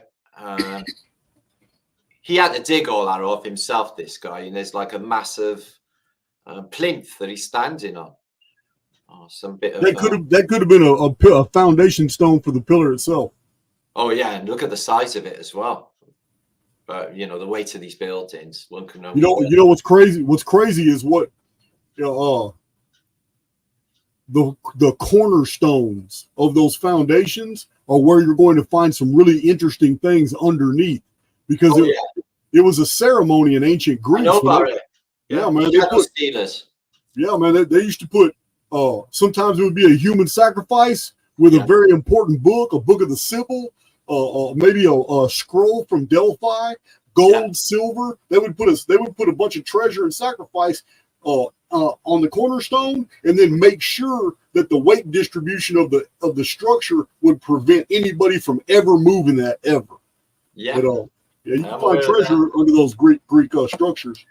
Yeah, that is a sinister thing with the old cornerstones. Queen Victoria did it with the Crystal Palace, and there's a couple of pictures of her doing a cornerstone. But she said that it was the offerings were like herbs and spices and stuff like that. Right? We don't do sacrifices anymore in this day and age, sort of thing. But yeah, and wrapping up bits of paper and stuff and just burying it under there. It's really, really weird. But some sort of ritual, obviously, some sort of strange magic. But yeah, so I think this is really good evidence that this place has got, covered in mud, and deeply so as well. And all the stuff on the surface, that's what gets me. All of this is buried in mud, yet the stones here. Oh, that is a fantastic point. That's a fantastic point. The bottom make of that. If it was raining down, the bottom half of the pillars are covered in mud, but the top half of the pillars for hundreds of years were still exposed and eventually collapsed. But the bottom parts are still intact because the mud held them in place. Yeah. Damn, I don't know how I didn't see that when you were showing the pictures. Yeah, I know, but I was trying to reconcile what was going on, actually. But that, is it two separate events? It could have been one single event that buried it rapidly. It could be liquefaction, that all this area sank into the ground. It could have been all that. But the reason it's unbroken in the mud is because the mud held it together. It gave it structural integrity. But above the mud line, the open air, any earthquake would have toppled all that over. The earthquake could have happened hundreds of years later. Yeah, okay. Well, that would make sense of that. Man, that adds to the mystery, man. Oh, it does. It does. The plot thickens. To see all that on the top, that's exactly what happened. This shit was buried rapidly sometime in the past, and then later, all the stuff that was still exposed to the air toppled over. That is amazing. I would agree. I would agree that this happened quickly. Oh, excuse me. But they got sort of pipes here. I don't know if you can see this one. I'm not sure if it's like sewers or something, but I have seen stuff like this with terracotta pots. Okay, well, look, if we're dealing with anything that's Greek, they inherited their plumbing and their aqueduct sciences from the Mycenaeans, who basically copied the Minoans. And if you know anything about Knossos and Crete, yeah, the that's island is nothing but clay and terracotta pipes going everywhere. They had good irrigation. They had toilets. They had all that shit. Yeah, man, they had all that. Yeah, quite interested in the Minoans. I looked into them a bit in the past. I wonder what you see these in Pumapunku and all that on these stones. Is this little, bit that sticks out? I've always wondered what is it about. Is it for lifting them? Oh, can I give you my theory? Yeah. All right. Well, I believe all this dates from what I refer to as the post-Technolithic period. Also, the Heliolithic Maritime Empire. This would be 2239 BC to 1687 BC, the Ogaigian Deluge. You and I did Ogaigian Deluge videos together. That whole civilization ended in 1687 BC by the Typhon event. But it's the Phoenix. Now, what you're looking at with these knobs, it is my personal theory, is that we're not looking at real quarried stones. We're looking at quarried material that was repurposed and reconfigured using geopolymers and then poured into molds. And those little knobs are the pour point. That's where the material was being shoved into the mold. And then that's the excess material that came out when they heated that up. It's going to push a little bit of that material out, and it forms a knob, and it also makes their cranes. So it gives their cranes or their forklifts or whatever machinery they were using, it's a lot easier to move those when they need to. Because we've seen these in walls in situ, and we've also found them on the ground alone by themselves. So we're dealing with a civilization that had a portable mold, and the mold could change dimensions to whatever they needed it to. I'm talking about to 1/100th of an inch to fit whatever they needed. And instead of stacking these blocks in South America, these massive, beautiful blocks that all fit perfectly together without razor blades fitting in them, they actually pumped the stone into molds that were set in place. And these knobs is exactly where the material was being pumped in. I like it. See, the same sort of thing we found in, metal. They have that sort of bit, don't they? Yeah, Paul Cook's shown a lot of metal sheets that are. Oh yeah, sure. Metal. Yeah, no, I'm thinking it's really good. Yeah, real thin beaten metal is in between some of these blocks. Yeah, I've seen that too. Yeah, that's true. These seem really porous compared to this one here, don't they? For some reason. This one's mint. This one's really porous. Maybe just two different stone types. Who even knows? And there it is in the past, Temple of Artemis. It was all that was shown to the world until they got down there and they dug all the mud out, which indeed was quite a bit of mud. And look at all them stones just laying there. The size of these pillars were massive, and then they just toppled over onto the mud. This is one pillar here. This is one pillar. The sections are one pillar, and it's just probably, by here somewhere, and it's just toppled. Boom, boom, boom, boom, boom, boom, on top of the mud. So that sort of shows you that happened rapid, didn't it? Yeah, dude, that picture right there is 100% evidence that this was liquefaction mud flood event. So to me, it's Phoenix event. Yeah. But the fact that the most of the pillar material is still on the surface, that's absolute proof that stuff toppled years later, way after all this civilization was buried. Ka-ching. The number 137 is the fine structure constant. I find it very interesting. It's at the bottom. 137. Yeah, look at that. What is the chances? That's just nuts. Okay, so what we'll look at next, right, guys, is because we can, is wireless free energy. I showed some of this last night, not the same stuff because I don't like to repeat things. But there was superior technologies employed in the recent past. And I will show you to what extent now. If you just give me a second, I will show you that. Excuse me. Okay. Because it's different when you present it off of a stick, as you know. So yeah, I showed excuse me, sorry. I showed these to the boys last night. They were like, no way. Where I was showing the Skype and wireless communications we used, you know, in the early part of the last century. I've got evidence of Skype being used as early as the First World War, Edwardian period, 1920s. These are two ladies from the 1920s. And what they do is they have a wireless telephone. And what do they use for an antenna? You're not going to believe this. They use the umbrella for an antenna. Can you see these? Martin, this is 1920s? 1920s. Papi newsreel. I had the newsreel. At the risk of getting trouble, because I know she's probably listening, I would date those girls, man. Hell yeah. See? Say, hey, 1920s, those girls are hot. Yeah, man, they are. 1920s, they get better as you go further back in time, I reckon. So, and they're definitely women. So, yeah. Yeah, ain't no mistaking that one, huh? Yeah. So they got a cable going out here, and it goes up. So the antenna, the air, you know, that could give you a suggestion of what another purpose for what all these umbrellas were. And they tie another wire to the fire hydrant in the street. Now that's either for one of two reasons: that they are grounding it using a fire hydrant, or they're charging their phone, and there's some subtle charge coming up at the top of that hydrant. Or these bollards that we see all over antiquity.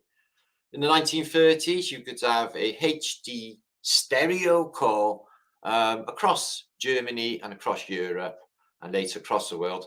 And the cheek of it was called Skype as well, 1920s. And that is some anomalous antiquity. So yeah, I've talked about these many times. This disappeared, these things here, in around 1900, 1902, Mac. All of these, which have no wires coming off of them. And if you say, oh, well, that's the telegraph. Well, no, because the telegraphs are on the other side of the road in these pictures. They're still there. Haphazard telegraph poles. They don't seem to know what a plumb line is in antiquity. They build the best, most fantastic architecture. When it comes down to putting a telegraph pole in, they're like that or like that. They don't know what a plumb line is. It's really weird. Something going on with that. Yeah, so these things, I think that they just created free energy, and I think they just took all that mechanism away. Also, you see these on the top of a lot of antiquities buildings with these little tiny bits of you know, basically like spark plugs. They are ceramic, little ceramics. Right. Yeah.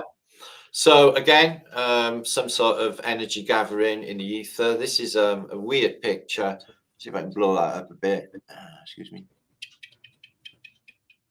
Ew. I'm not sure what this thing is. This is in if I remember rightly, it's in a German. No, it's in a French city. But it seems to be like some sort of crazy technology that we got going on in the modern day. But they could, you know, I couldn't read. That's the first. Hey, that's the first OG 5G tower. Well, that's what I'm thinking. I was going to say it without saying it, but yeah, it doesn't look like. Yeah.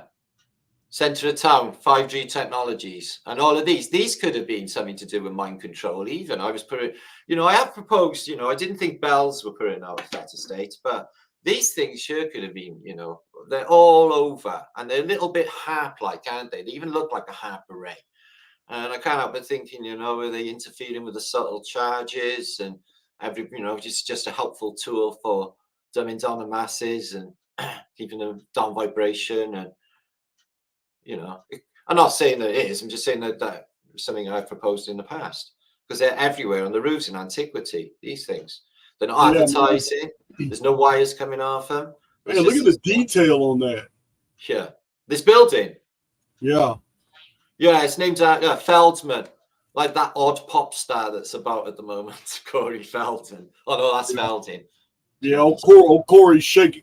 He's shaking the He net. took a guitar solo the other day, but I don't think they should have actually posted that. It was the worst thing that I think I've ever seen. I don't know whether he's talented or they're just laughing at him. It's difficult to say. So they got television in the past? I don't know, because they got things that look exactly like TV aerials or TV antennas all over antiquity. And also they tell you that these lampposts were gas. And they say that somebody came along with a light and lit up all of the lights in the whole of antiquity, billions of them every night, apparently, the gas lights, and then outed them again in the morning. Hey, look at that beautiful street light, man. That is awesome. I think they generated their own charge because of the stuff that's on top. This, there's no really need for this great cylinder here and all of the, the feature, the symmetry, the antiquitect, the knobbly bits that look like a church. I'm going to show a picture. I went to an antique store about a couple months ago. I haven't put it up yet because I have to have a special platform I'm waiting on of wood to attach it to a tree. But I got a real big tree right outside of my studio here. And I went at this antique shop.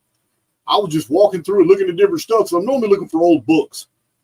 And I saw this huge black gargoyle holding a light, an old school, like 1910 orb with a light bulb inside of it.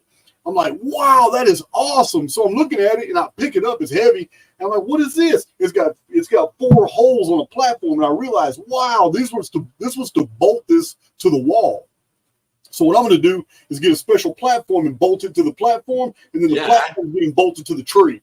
Yeah. And I'm going to have this awesome antique gargoyle deal lighting up the deck in front of my little studio.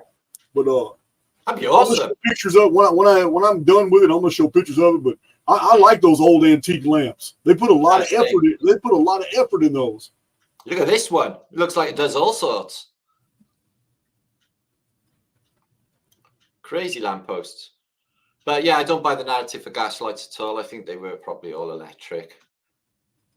And again, this thing that's happened in 1902, this switch, these bridges. Look at the lamppost. Look at the bridge. Which is, it's That's just amazing. Yeah, it's amazing. But I think it's energy transference. I think that these bollards were used, with these antiquitect devices. I think that they were transferring charges, and that's why there's so much device in this bridge. It's not just aesthetics. I think that they're getting a charge across the river to the other side of the river. I think that this is a part of energy transference, and also the wrought iron railings as well. So here's Skype in the past. As you can see, 1935, 1936, 1935, 1928, 1935. People talking to one another on Skype, on TVs. Yeah. And they didn't even, this is the sort of apparatus they were using. 1920, as early as 1920s, but I've got evidence as well earlier than that. You can call on a Skype call, and that looks pretty good. They look like Bosse or something, them speakers. Berlin to Leipzig. No problemo. Skype call, 1930s. So I think if they had this sort of technology in, say in 1910, I think that they would have had it in the years previous. And I proposed there, 1936, okay. So we also know all technology released to the public usage has been previously tested and used extensively by the military many years during the preceding 150 Well, I mean, cell phones have been around since 1960s. Maxwell Smart used to hide one in his shoe. You remember this? Yeah, man. Look out, Penny. Look out, Penny. What they say? Yeah, man. That's how Maxwell Smart did it. Well, 2 cups and a piece of string works quite well, I've noticed. Yeah. We did those Internet Cafe in 1936. First television talk station, German Empire Postal Service, for 1936. Before the Second World War, they got internet cafes and people are Skyping one another. And then people now think, oh, we're all so clever. We got all this new tech. These things. Bit overkill on them, but there's a lot of them in this German city. But look at the architecture. It's just so beautiful, man. So beautiful. So let me just stop that. And we're going to just share. What do you want to see next? I got so much. It's unbelievable. I'm going to show you some incredible. Do you have accessible to you that awesome 1900 footage of the aerial train, the track on the air that goes through Germany? Of course. You remember that clip? Yeah, man. Of course I can do that. Let me get that for you now. Yeah, so I reckon this was happening everywhere as well, these things. It makes perfect sense that it was. So yeah, let me just share screen a second. This is If you haven't seen this, guys, this is the German Sky Train. This thing was in a city near Frankfurt. Can't actually pronounce it. Weimar or something like that. It's absolutely stunning to think that this is what was going on at the turn of, at the turn of the last century. I'll just work out which one it is now. Excuse me. Oh, excuse me. There it is. There it so is. if you haven't seen this before, it's a bit of a mind blow. I love this footage. So look at the buildings as well. And so there's no cars invented at this period. So everything they brought there, including the big steel bits, apparently it's all been brought by horse and cart. And not only that, this thing is electric. So where are they generating the electric for this thing? Because power stations aren't yet a thing, apparently. So check this out now. It's there now. You can go there in the modern day. That building on the left-hand side, all its windows were blocked up then, Jason. I wonder what's going on with that. Oh, no, man. I remember watching this. But yeah, so you come into these little stations like this. Man, the buildings are fantastic as well. It even goes over the water. Just how did they do this stuff? This is like quality engineering. Under the viaduct, I wonder how old that is, if this is 1900. Past the glorious old buildings, none of them ugly, all in balance with one another. Like them ugly things they got on today. Bits of grass and green things. And then over the water, so you get energized as well on your trip by all of the scalar waves off the water. Yippee. The buildings on the left-hand side, just massive. Everything is so big. Into the station. Zip. And that building there, it doesn't exactly say it's being built because it's all in scaffolding and already there. It's 1902, Bobo. 1902, Bobo. We'll watch it go around once more. Okay, because it's so... no, it's electric, Juju. It is electric. You gotta wonder, cable powered. It's electric.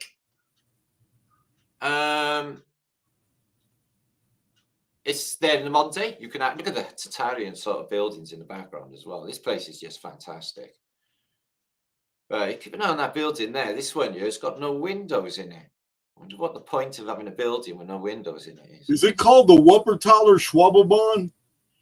I like the sound of that. So yeah, probably. Say that again. It's German. Oh yeah, that's it. Thank you, David P. That's the one. Yeah. Wuppertal in the Rhineland. So yeah, they had it going on. Yeah, it's pretty funky, isn't it? So yeah, we've been so short on the old architecture, but you know, I'm sure it'll get better at some stage. So I got a good friend in Hawaii. I've mentioned him several times. He's a buddy of mine in 4th, 5th, 6th, 7th, 8th grade. He and I are pretty close, named Jeff. He and his family live in Hawaii now, and they know somebody who kind of does documentaries and YouTube stuff in Hawaii. And she's coming on my channel to show boots on the ground research and actual pictures of Lahaina and what really went down. And the pictures I'm seeing are amazing. I'm going to let her show them on the channel. What's she called?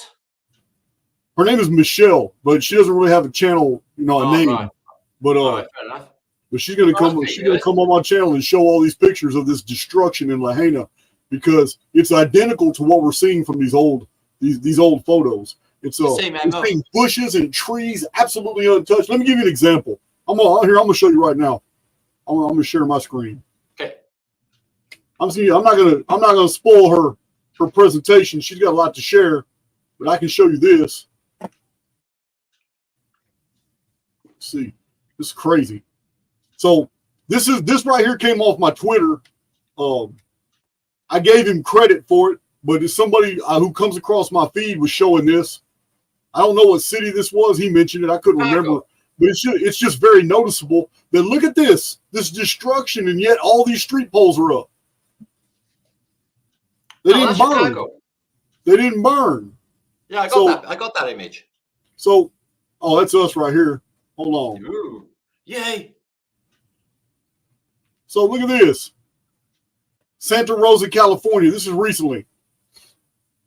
Now, I know that you can see a drone here using a weapon to do this, all right? I get that. Now, if that was the absolute truth, that Predator drones are being used to do this type of weaponry, I don't think that the post would have been allowed to stay up on social media. I think that they want you to believe anything but the truth. And the truth is that this type of destruction against the human race for thousands of years, and that it's okay to believe that governments and militaries do this when it's something's more sinister. This is the weapon in the sky. This is what I have a lot of videos about. This has been going on for a very long period of time. Look at this neighborhood. The trees and bushes are just fine. Right, we got the MO, but for that neighborhood, why would they do it there? I got my ideas of what I think. Now, I'm not saying that the governments can't do similar things, but this phenomenon's been going on for a very long period of time. So look at this. Recent. Man, oh, yeah, I'll go back to that. Yeah. Very recent. The green grass and bushes in between buildings are just fine. Every single building has been disintegrated, just like the black and white pictures you just showed me. How does that even happen? Fired. Oh, let's go round the tree. You know, it's just, what? Even a directed energy weapon is going to destroy everything in its path. But man, there's even a Bible verse. I looked at it this morning where it even says in the book of Revelation, in reference to phoenix palms, it even says that in the last days, the elite are given white robes. And it just shocked me when God in the book of Revelation tells the destroying angel to get ready and to unleash on the world during the great tribulation. But the destroying angel is specifically told, do not hurt the trees and the grasses. This is in the book of Revelation, man. You just can't make this shit up. It's crazy. Wow. Yeah, that is crazy. Hold on, I'm not done. I got two more pictures to show. So we're told these are wildfires, sometimes controlled burns that got out, but people don't realize sometimes these things in the United States, they happen at 30 and 40 different locations at the same time, and they're not even connected by wildfires. And when you look at the trees. None of these trees are burnt on the outside. Look at this. Look at all the trees on the inside. They're not touched. Yeah, it's like the building didn't on fire, and it didn't scorch the tree, so it just like disappeared quick. There's no grasses that are burned. They're still green. No, that's what I'm trying to say. There's no scorching on the trees. If that thing was on fire, it don't even look like that because it don't even look that blackened. Listen, this has been going on for a long time, my brother. Oh yeah, long time. Now this might not have anything to do with it. I just thought it was a cool picture. Let me show you this. But yeah, man, it's very compelling, man. So she's gonna come on the channel and show us boots on the ground photographs of what the hell it looks like over there. And listen, the trees, the grass, the shrubbery, bushes, and everybody who had blue painted on their roof were unaffected. Okay. This is interesting. Just a side note before I shoot off. Okay, I just want to show you this because you might find this interesting. Just for a little giggle. It's not bad or anything. Don't worry about that. I know what you're thinking, but it's not. It is Edison's anti-gravity underclothing. Apparently, they invented these in the past. Anti-gravity underclothing that would help you float around. So, oh no, this was a thing. Yeah, no, anti-gravity underwear was a thing. Edison is not a psyop, he's real. Look. Kids just floating around with their dogs with anti-gravity blankets on, and people just sort of flying around with anti-gravity underwear on, according to this. Edison invented it. And here's some old documents, which, I showed you the umbrellas and antenna, other people. Lightning rod umbrella, 1700s to 1800s. And Mary Poppins, she's always got the umbrella. Mobile phones, 1920. Okay, and that's wireless. And this image here is the Flyer Man, 1870, out an old French text where a guy goes to outer worlds, not knowing where they are. I think he's on about Antarctica. And there was a race of people who had maglev technology and just floated around, and it was all connected with the umbrella. And you do see Mary Poppins flying around in the film, Mary Poppins, using an umbrella to fly around. So I'm wondering if that's a thing, anti-gravity underwear. If it is, I want some. Thanks, Jason. Yeah, man. I'm gonna tell you now, if that was a thing and it was true, and if I could purchase anti-gravity underwear, oh man, dude, it's going down. I mean, my Friday nights, I'd be totally off Archaix, because I think Dawn and I would be finding some very interesting things to do with anti-gravity underwear. Oh, my life would absolutely rock. It's the things I could do with anti-gravity underwear. Oh, the permeations are just fantastic. I was having a brilliant life. Yeah, man.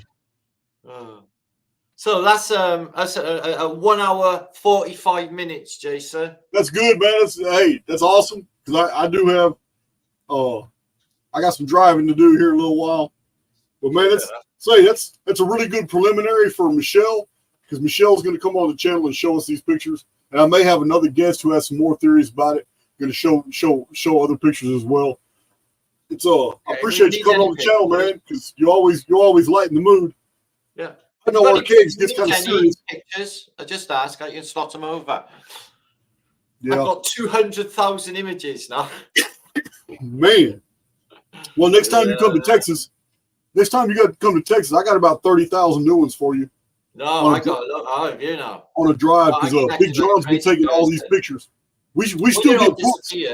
Like you'll still have your books, and Yep. like my best resource, and it has been for years, is me, because I went crazy collecting before I went on YouTube. I collected all the PDFs, all the books, you know. Right.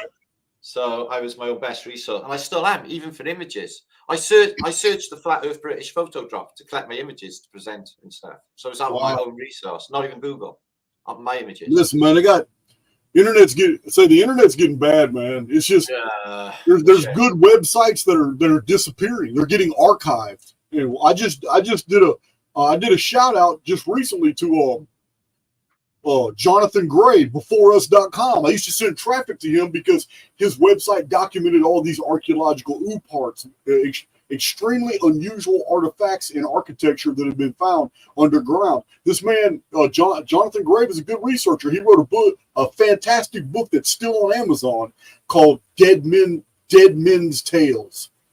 His book is packed. Listen, you can do many videos out of his book. It's awesome. But he's like Charles Fort. He's like Charles Fort, William Corliss, and Indiana Jones all combined. All in one. He's awesome. But his website disappeared. He passed away in 2020. You know, he died in 2020, and now his website is gone. It was just up last month, like 2 months ago. And now it's I went back and it's gone. I was like, man. Yeah, they're just getting rid of information. Yeah. They are. There's a whole bunch of places I used to do research are gone. Absolutely. Yeah, well, my last channel 2 months ago, 1,100 videos. They just deleted it and they didn't give me a reason. They said that they did actually tell me that they didn't have to give me a reason, so they told me that much. It's like very strange behavior. But yeah, just gone. So there's that. Yeah. But Fearless Vic, you got to watch Facebook. You got to be careful. I got kicked off Facebook twice, so Dawn lost her latest account. First, it got hacked, and then Facebook said we can get you back in. She had to verify her identity with her driver's license. That's what happened. And they were about to put her back in, and then they reviewed her old account. Then came around, and because she's associating with a known dangerous individual, that's why I was kicked off Facebook. And they literally told people a known dangerous individual, and they kicked me off of Facebook. Turned around and told Dawn that because of her associations and be on Facebook and because of the content she's posting, Archaix, they're not going to welcome her back, and they closed her account out permanently. That shit goes on. Yeah, hell yeah, that's Facebook. That's Zuckerberg, CIA-controlled social media. He's all in your business, isn't he? Him? What the fuck is... Yeah, man. Wow. Yeah, man. It don't matter. I don't care. Yeah, it don't matter. I'm glad It's not on anywhere. she's back It's never on, but gonna be she easy. should start a new one. Yeah, exactly. It's never going to be easy truthing anyway. We knew that. So it is outrageous, Marianne. Yeah. Look, bro, I know you got another presentation to go through right now, so I'm gonna go ahead and sign you out. I have. I'm going to be come over to my flat today. I'm going to do a good splat. We're going to have Hey a real guys, good laugh Martin's tonight as well. channel. Martin's channel is in the description box. If you want something to do for the rest of the day, just click straight on over. What, about 10, 20 minutes you're going to be on? No, man, 9:30. It's an hour and 30 minutes. Okay, about an hour and 30 minutes. He's going to be on his channel. Go check him out. His link is in the description box. I'm going to go ahead and sign him out, and I'm going to go ahead and hit that badass outro. And on Monday, we're going to be live with Jesse Howe. He's a real good guy. He's the host of The Link, and he's had me on his show 3 times. But this time, he's going to be on my show telling you guys what amazing guests he's had since he started The Missing Link. He's a really great guy. I like him. He's got a spirit. He's got a spirit of gold. And these live videos I'm doing with old friends and new friends and weirdos like Martin, listen, I'm telling you guys, I'm not just doing those. I have my own presentations in between them. You're going to be surprised about what I'm about to start releasing. You're going to like it. Martin, sign out, bro. See you later, man. Thanks for having me on, Jason. Thanks, all lovely people in the chat. Thanks for being so gorgeous. See you all later. Until next time. Yeah, that's my buddy, man. I got a lot of love for Martin. Been to Texas twice now. Try to get him here again. But I don't have any announcements except Virginia Beach on the 28th. I already told you guys we are not recording it, and we are also got security at the door. We're not letting the camera crews come in. All my meetups, people have come in, set up tripods, and did their own recording. It's not happening on this one because we're going to be talking about some real personal things, and we need people to open up. And that's really my only announcement. Archaix Academy. I'm about to release 20 more courses. Chronicon, huge Chronicon is available now. PDF download. You can print your own copy up. But yeah, things are going our way, and we have a lot of podcasts. We have a lot of people contacting us, and we got a long list of people that are already scheduled well into next month. So yeah, and for those of you who want to come to the channel and you've tried before or something, you go ahead and send an email in, and Big John will get you scheduled. But I'm going to go ahead and sign out. You guys know I'm tech retarded, so it takes me a while to figure out where my deals are. But until later, I'll holler at you guys. I'm going to do a short one today.